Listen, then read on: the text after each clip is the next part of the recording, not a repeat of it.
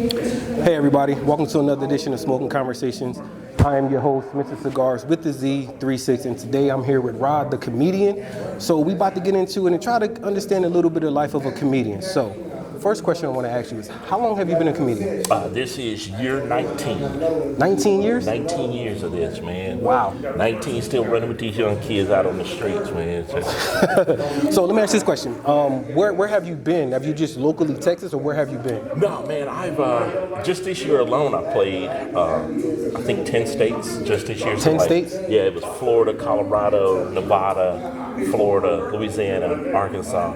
Like, I really toured the South hard. And in fact, 2 weekends ago, I was in, Myrtle Beach, South Carolina, Withville, Virginia, and Newport, Kentucky. So, Okay. Yeah, I'm all over. So with all the places that you've been to, which would you say is like the hardest crowd or the hardest area that you've been in when it comes to some of your jokes?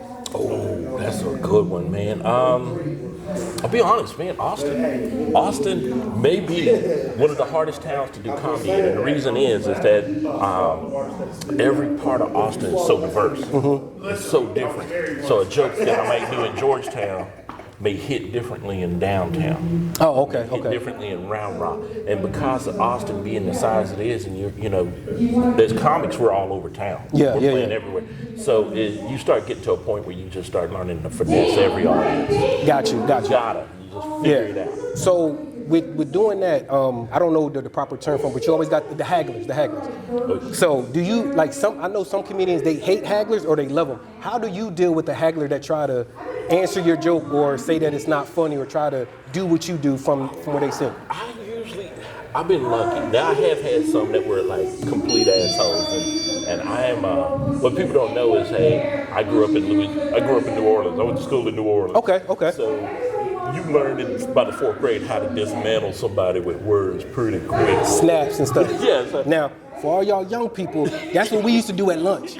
We should just be snapping on people, just your mama jokes, all them jokes is just what we used to do. So that's just normal. But you learn to roast somebody real good. And most times, the way my comedy is, it's really in your face anyway. Uh-huh. So a lot of times people are scared that that I got something in the back pocket. Yeah. So, we the big black guy there, I'm like, nah, I don't want to mess with him. Make me a part of the show.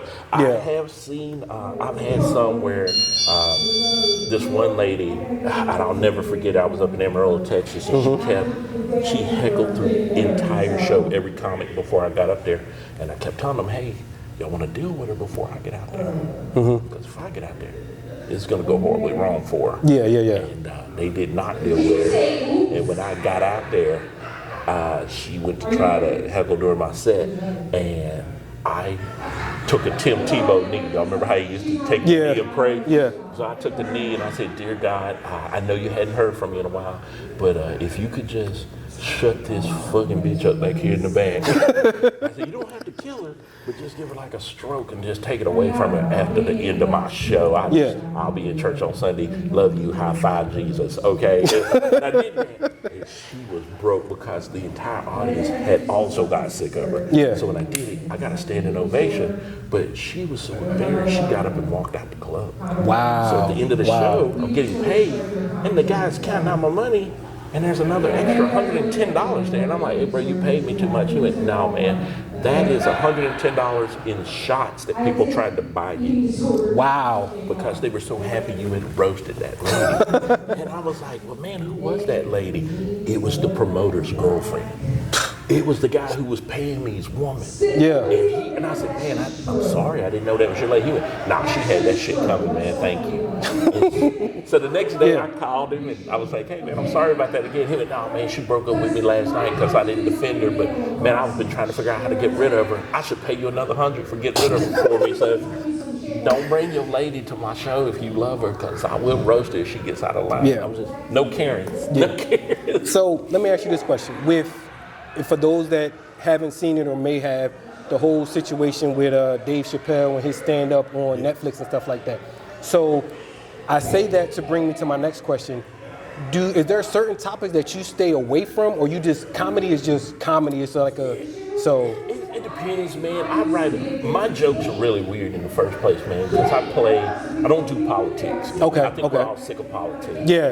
So I personally, I have opinions on politics. There are jokes that I will make about politics, but I will make those in the green room with other comics.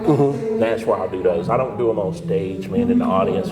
A lot of my jokes anyway, too, man, you think it's going to be one thing, and it, like with that joke I told tonight, you think, oh man, he's about to roast the trans community, but he's actually an ally of the trans community. But he's going to point out something in the trans community too, which is that whole thing is like, look, you can be a trans lady, but you won't get paid 30% less being a woman in the workplace. Nobody knows where that joke's coming from.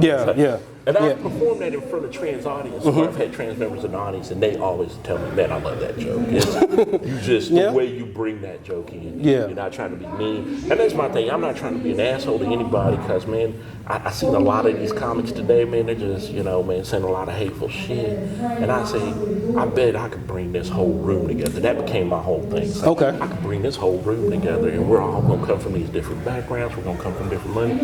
I'm going to bring you together on this journey and point out the bullshit, all right? And that's really what it was, man.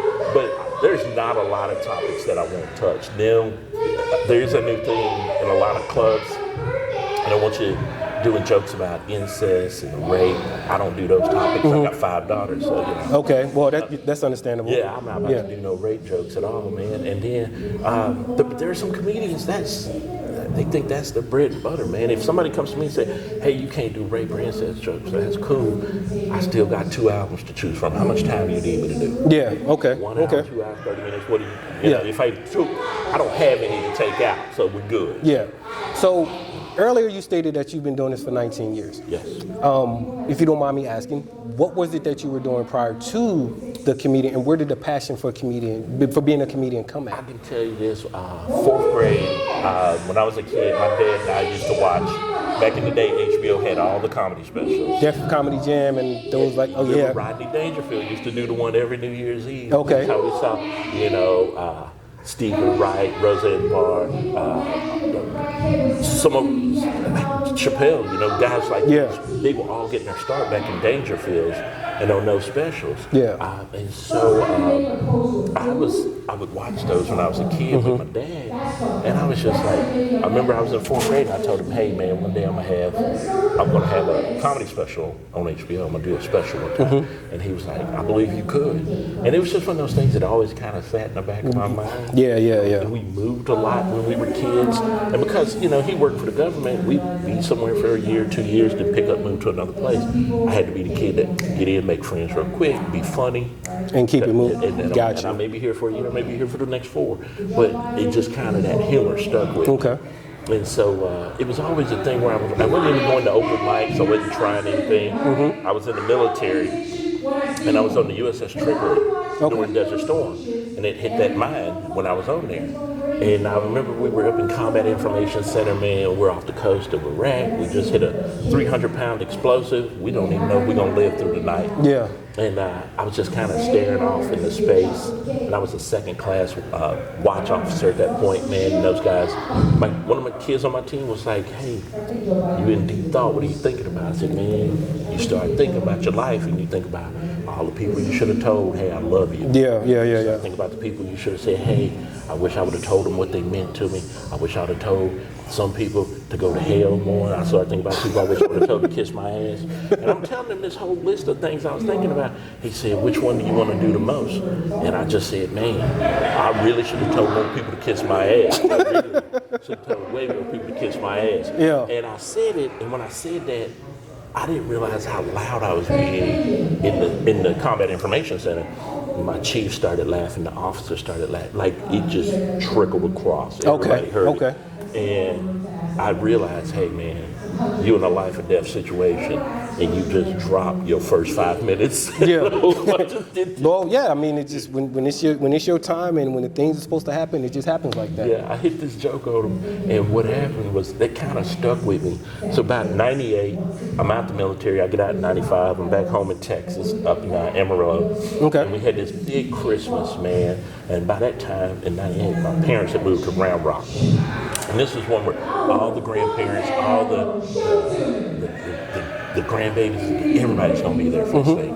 So I came home, And I started doing this joke about having black rednecks in our family because they're all from East Texas, right? Okay. And I'm doing this whole routine about black rednecks, and they are losing it. Wow. And my dad started laughing so hard, man, he started crying. And he was saying, you gotta stop, my ribs hurt. And I hadn't seen him laugh like that since like when we were kids and we'd be listening to Richard Pryor and Red Fox out with headphones on. Would never play them out loud. Always had them giant ass headphones from the 70s. Okay. So I was like, I saw him laugh like that, and I was like, man, I hadn't seen him laugh like that in years. So my brother was like, hey, come with me, help me get something out the car. We went outside, and he was like, I hadn't seen Dad laugh like that, and if you can make that dude laugh like that, I think you got a talent. Yeah. He said, when we get back to Amarillo, you're going to go to the Amarillo Comedy Club. You're going to do their open mic. Okay. And I said, what? He said, if you suck, I'll give you $25 and we'll never mention it to the family. I said, well, what if I'm good? He went, you'll buy me a Mercedes-Benz when you get some HBO money. Yeah. I said, all right, deal. So we went, and it really was that. I did the black rednecks joke. I just started doing it again. And we were supposed to get 5 minutes, but what happened was, this is the longest 5 minutes of my life. I'm like, man, I know 5 minutes is come and gone. Yeah. And I'm running out of material. This joke's only so long. So I just wrapped it up. Hey, I'm Roderick McDaniel. Thank y'all so much. Good night. I come off stage. The guys are like, how was it? I said, man, that's my first time. It felt great. I said, well, the owner of the club wants to see you.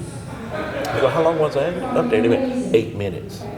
And I said, man, he's about. You thought you was in trouble. I did. I thought I was never getting to do stand-up again. I ran. Because I never saw a light pop, and I knew what it looked. They told me that light never came on. Yeah. So what happened was he heard the first part of the joke, and he liked it. Yeah. But he liked the delivery, and he was like, let's see how much time he had. So he purposely made him not turn the light on. Oh, okay. He wanted to hear what I had. Yeah. So I did the whole bit, and then I went to the office, and he was like, how long you been doing stand-up? And I went, that was my first time. Wow. And he was like, what? I said, yeah, that was the first time.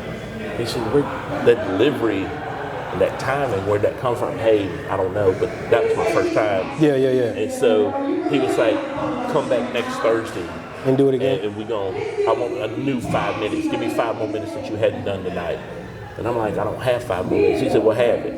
And so, but that was back the Moran brothers. It was Kelly, Kevin, and Kenny ran the Amarillo Comedy Club. Moran brothers they took a loving to me, man. They really put their hands on me and just led my career and tried to put me in front of a lot of good people. Okay. And about a month and a half in, man, they had me opening for John Caponera when he was on the Drew Carey show. Oh, the voice damn. of Harry Carey. And that's a month and a half, and here I am. I'm doing a guest set in front of this guy, and it really was like the birth of my career was at that point. Club. Okay. Because then I was just like, wait a minute, I can get paid to do this. Yeah. To tell jokes. So it's weird. 19 years, but I'm just now at the point. 2020 was the first time where all I have is comedy. That's my number one job. That's all I do. I have to pay the bills telling these jokes and traveling the nation. So. Well, thank you for being on the show. Man, no, pleasure, man. Go ahead and drop your Instagram or any of the other social media sites you got where they can find you at.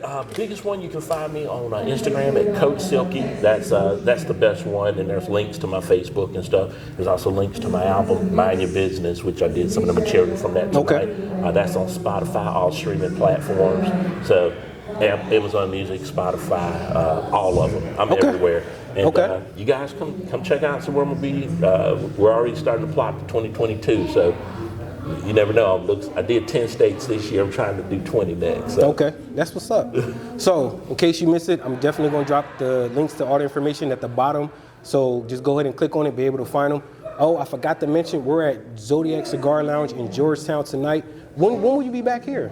It's weird, I can announce it now, but February 12th, I'm coming back and I'm going to do an hour special here for those guys for the Valentine's show. Okay, cool. I'll be back February 12th here in Georgetown for their big Valentine's special. And I'm going to drop. Actually, I can tell y'all right now, I'm going to drop my new album on them. It'll be ready. It'll be cooked up by them. So I'm going to drop that when I run. Hey, you heard it here first. He's dropping his album. Make sure you get it. But once again, appreciate it. Man, serious pleasure. Thank you.